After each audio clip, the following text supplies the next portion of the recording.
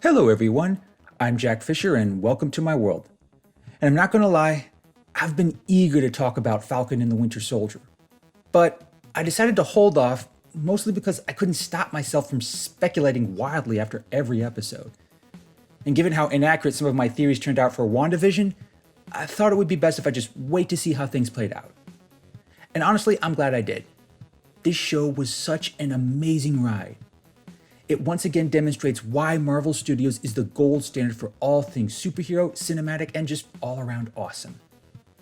As a Marvel fan, this show struck all the right chords and checked all the right boxes. Like WandaVision, it took a new approach to furthering the larger story of the MCU and developing these iconic characters. Now, before I continue, I want to give a standard spoiler warning. I want to give both my review and my overall reaction, but if I sound overly excited, I'm not apologizing. This show just excited my inner Marvel fan on every level. From the very first episode, Falcon and the Winter Soldier feels more like a direct follow-up to the events of Avengers Endgame, much more so than WandaVision. It highlighted just how much the world changed as a result of Thanos' infamous snap, and it changed even more after everyone came back. Early on, it's painfully clear. This is a world in chaos.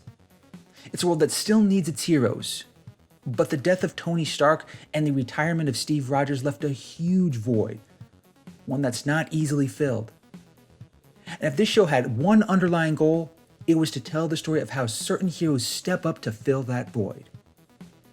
And to that end, Sam Wilson and Bucky Barnes are in a unique position. They're both experienced superheroes who fought alongside Steve Rogers, Tony Stark, and the Avengers. They've taken on Thanos and Hydra, and Steve even saw fit to give Sam the iconic Captain American shield at the end of Avengers Endgame. However, in the first episode, it's clear that neither Sam nor Bucky are inclined or ready to fill that void, because let's face it, those are some really big shoes to fill. Plus, they each have their own personal goals and struggles when the show starts. Sam is still continuing his role as Falcon, carrying out missions and performing the duties that make him a respected hero and a trusted soldier. For Bucky, it's more about healing. He is still haunted by the atrocities he committed as the Winter Soldier, and he's actively seeking to make up for it, both with therapy and with better deeds. Neither one of them set out to become the next Captain America. And when Sam gives the shield away to a museum, he clearly believes he is honoring Steve's legacy. He's completing the story of Captain America, content to leave it as this ideal for other heroes to aspire towards. But as the show and the story progresses, we learn that this story is still incomplete. It's even a story that goes beyond Steve Rogers. And in the end, the larger message is clear. The world needs Captain America. And even if it can't be Steve Rogers, it needs this living icon of American ideals to remind everyone what is right, true, and just. However, that message gets very complicated once John Walker enters the picture. His arrival makes Sam and Bucky's personal stories secondary, because at that point, both they and the audience are facing something very distressing. The prospect of someone else taking the mantle of Captain America and undermining it. And that did have some real-world consequences, but I won't delve too much into that. Because for me, this element of the show was the most impactful. I've been reading comics long enough to know what Captain America means, both as a character and as an ideal. I've also watched every MCU movie and I've seen Chris Evans capture the pure, heroic essence that is Steve Rogers. The idea of someone or just anyone else wielding that shield, it just seems wrong. That's a feeling that Sam Wilson and Bucky Barnes seem to share. When the primary antagonists of the show, the Flag Smashers, show up, that sentiment only intensifies. Now, as a villainous threat, I gotta say I wasn't too impressed by the Flag Smashers. They're no Thanos and they're no Hydra either, but they don't try to be. But their leader Carly makes up for it by following a similar path to that of Eric Killmonger, seeing an unjust world and wanting to make it just by any means necessary. Now, their overall rhetoric might not have been as compelling, but it still fits nicely into this post-snap world of the MCU. Like I said, the world has become a lot more chaotic. Suddenly, billions of people reappear after being dusted for 4 years, and they return to a world that has moved on without them. That is bound to cause issues. Then add the return of the super soldier serum to the mix, and things are bound to get even more volatile. In that context, it makes sense that the powers that be, and by that I mean the less scrupulous kind of powers, they're all in a rush to create a new Captain America. And fans of the comics know the name John Walker. They know why he is not the kind of person you want filling those shoes. But even for those who don't read the comics, there's still this ominous feeling throughout the show. You don't quite know that Walker is a bad guy or even a bad soldier. But you know he is not the one you want wielding that shield. And the way Walker carries himself only makes that clearer as the show plays out. And it's here where I have to give credit to the actor Wyatt Russell for portraying Walker so effectively. He so perfectly captured this character's strengths and flaws, which were critical for this story to work. I also felt like Walker was just the right kind of character to remind Sam, Bucky, and us, the audience, of what it means to be Captain America. In some ways, it harkens back to the events of the first Captain America movie. Because Steve is not a capable soldier when that movie begins. He's not capable of much of anything due to his sickly stature. But he is a good man. That much was made clear by Dr. Erskine when he chose him to get the serum. And by contrast, John Walker is a very capable soldier. He's pretty much everything that any country would want in a soldier. He's strong, agile, dutiful, and determined. But that's part of the problem. Now, these are all good, respectable traits, but they're the traits of a good soldier, not necessarily a good man. Sam Wilson is a good soldier too, but he spends several episodes never putting on his wings. Instead, we see him more often just trying to be a good man, both to his sisters, his nieces and nephews, his community, and even to members of the Flag Smashers at some point. These people are not soldiers to him. They're just people. And some of these are people he cares about and tries to help in ways that don't involve being an Avenger. Now, Sam was already a respectable character from previous movies, but after watching this show, I genuinely grew to see Sam Wilson in a whole new light. Because now he's not just a capable Avenger, he's a genuinely good man. And for any show involving Captain America, that's critical. And Bucky Barnes goes through a similar process, but unlike Sam, he's still dealing with some really deep mental scars. He may have been pardoned, he may have an opportunity to rebuild his life, but the crimes he committed as the Winter Soldier still haunt him. He clearly wants to make up for them. Him visiting the families of the people he's killed, it's powerful emotional stuff. And Sebastian Stan's acting really shines in every dramatic moment. But it's only when he and Sam Wilson join forces to stop the Flag Smashers that their true strength emerges. They also shine a mirror on John Walker and this flawed effort to give the world a new Captain America. Because Bucky and Sam see the Flag Smashers one way, and Walker and the rest of the world see it another. Because to Walker, they're just terrorists. Angry, violent radicals who refuse to get with the program. They may think that program is in their best interests, that it'll help them get their lives back after the events of the snap. But that's not how Carly and the Flag Smashers feel. And there's never an attempt to understand why. But Bucky and Sam do make that effort.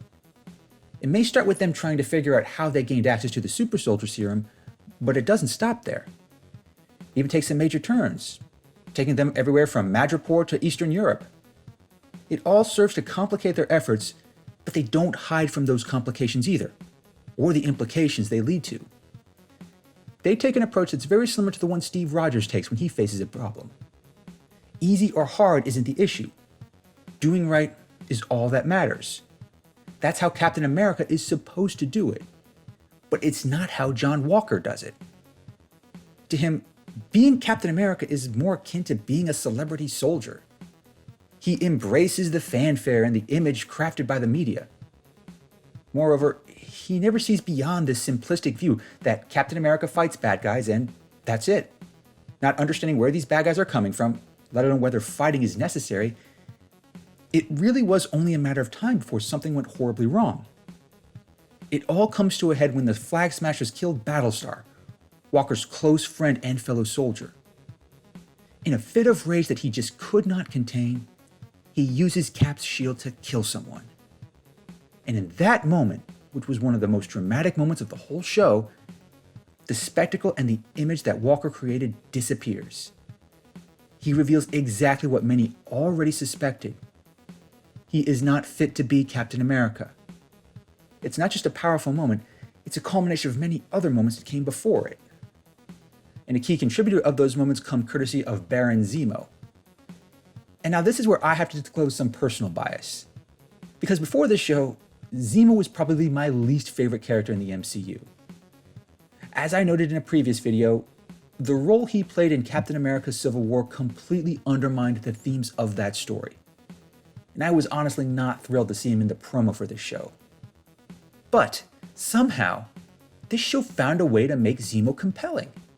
Hell, it even made him respectable, more so than his comic counterpart, who is just a Red Skull wannabe. In this show, Zemo never comes off as villainous, but he's certainly no hero either. And his position is still the same as it was in Civil War. Super soldiers are dangerous. Superheroes are dangerous. They should not exist in the first place because they just cause more damage than they prevent. And when he's not busting out sick dance moves or praising the music of Marvin Gaye, he makes a pretty compelling case. And both the Flag Smashers and John Walker vindicate him in multiple instances. I definitely found myself respecting Zemo more than most any other character in this show. And when they ultimately located the source of the black market super soldier serum that the Flag Smashers were using, he didn't take it. He didn't try to sell it. His first instinct was to destroy it. It shows that he's a man who never wavers from his convictions. Even if it means going back to prison, he is steadfast in his principles. And you gotta respect that. Now, he's still a villain and an ass, but he's respectable now. More so than Carly or the Flag Smashers ever managed to be.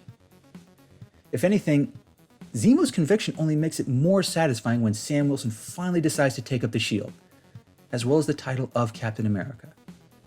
But he only does so after making the same effort that Steve Rogers often makes, attempting to understand, defend, and inspire, rather than just fight to stop a threat. It's so well done, seeing Sam Wilson embrace this role after having rejected it at first. It's not a contest he wins or a title he seizes. It's him realizing the world needs Captain America, one who embodies the same values that Steve Rogers embodied. And in taking down the Flag Smashers with Bucky, he does more than just live by these values. He shows the world why they still matter. Because in those same moments, he and Bucky also exposed the Flag Smashers for who they always were: bullies. Now, Carly may have been sympathetic at times, but by the end, she loses all credibility when she tells John Walker that his friend's life didn't matter. That's not a reason. That's an excuse, one that only bullies ever make. But it's not enough for Captain America to just fight a bully. Sam understands that. Steve understood that too. And when he makes his impassioned speech to the world, he does exactly what Steve was so good at. He inspires others to be better. It doesn't take a super soldier. It doesn't take a fancy shield. It just takes people willing to do what's right, even when it's not easy, if not painful. At that point, I was totally ready to cheer Sam on. And if Anthony Mackie ends up winning an Emmy for his work on this show, it'll be because of that speech, and he'll have earned it. But if that's not enough, then his final scene with Isaiah Bradley should do the trick. Because that's another element to the show that really struck me, daring to bring Isaiah Bradley's story into the MCU. Now, I'm familiar with that story from the comics. It's a powerful, tragic story. I'll even provide a link to his comic in the description. Trust me, it's worth reading, and it'll help you appreciate the role of this character even more. And like the comic, the show doesn't shy away from really sensitive issues like race and bigotry. Isaiah Bradley's story contrasts so starkly with that of Steve Rogers, being a black man who survived the super soldier experiment. But when he does exactly what Steve Rogers does, disobeying orders to liberate prisoners, he isn't praised as a hero. He's imprisoned. Such a gross injustice sends a message early on to Sam, that the world wouldn't accept a black man as Captain America. But in the end, Sam proves that he's willing to take that chance. He's willing to endure the struggles and hardships that come with it. Some people may hate him for it, but others will cheer him on. And I'm certainly one of them. And by the end of this show, it's clear Isaiah Bradley is one as well. Seriously, that final scene with him and Sam brought a tear to my eye. There is just so much to love about the show and the story it tells.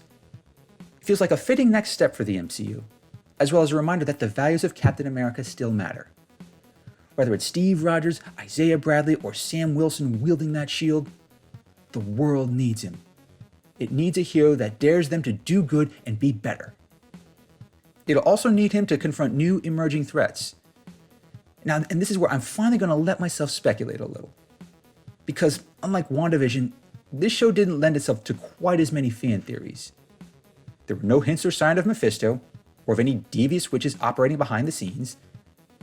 But like other movies and shows before it, Falcon and the Winter Soldier do plant a few seeds that hint at future plots. John Walker is definitely being poised to be part of that. He may not be Captain America by the end of this, but as U.S. Agent, a title ripped straight from the comics, he's poised to be a lingering issue moving forward. Also, the arrival of Valentina Allegra de la Fontaine, also known as Madame Hydra in the comics, also hints that the Flag Smashers aren't the only new threat. This leads me to suspect that there's a new team poised to assemble, one that will not operate with the same high ideals as the Avengers. They may not be villains on par with the Red Skull or Thanos, but they are likely to clash with many other heroes. And here's where I'm going to make my prediction. The Thunderbolts are coming to the MCU. Now, for those not familiar with the comics, the only thing you need to know about the Thunderbolts is that they're basically the Dark Avengers. They're not quite heroes, but not quite anti-heroes either. And unlike their counterparts, they'll have the support of major governments and militaries. They'll also have the muscle to pursue an agenda and have it sanctioned by the larger powers in place. Furthermore, I suspect that as more MCU movies and shows play out, we'll see more and more of members get recruited, possibly by someone like Thunderbolt Ross, who's still set to show up in Black Widow. Perhaps this means they'll go after Agatha, looking for an effective counter against the Scarlet Witch. Perhaps they'll go after someone like Goliath to be a counter against Ant-Man. Perhaps they'll go after someone like Gore the God Butcher, who's already going to show up in Thor: Love and Thunder. And perhaps Ross himself will follow a path similar to what he did in the comics and become the Red Hulk. Eventually, it could set the stage for an Avengers vs. Thunderbolts battle, perhaps playing out in a Civil War II movie that even Zemo won't be able to manipulate. Now, all the pieces aren't in place yet, but the first one is definitely there when this show ends. And I'll certainly be keeping my eye out for more as the MCU evolves. Now, I certainly could be wrong about all that, and even if I am, it doesn't make Falcon and the Winter Soldier any less enjoyable. This was an incredible show. I'm reluctant to say it's better or worse than WandaVision. They're just such vastly different shows, and I don't think it's fair to compare them. But I do feel like Falcon and the Winter Soldier did plenty to continue the MCU's unprecedented streak of success. If its only goal was to make the case that Sam Wilson deserves to be Captain America, it definitely succeeded. But honestly, I feel like it did so much more than that. And for that, I salute Marvel Studios and the new Captain America. Thanks for watching, everyone, and thanks for joining me in my world. Please remember to like, comment, and subscribe. And until next time, take care and stay safe.